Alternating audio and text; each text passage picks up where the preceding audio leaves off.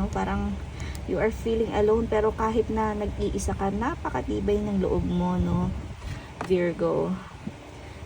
O yan, no? Kasi alam nyo, itong 5 of Swords, sinusubok ang iyong lakas, no?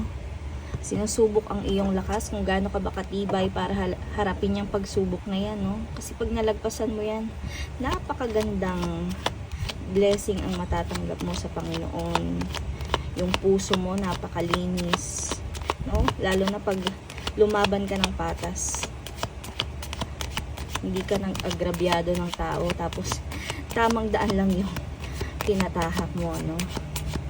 Virgo, napakabuti ng tao.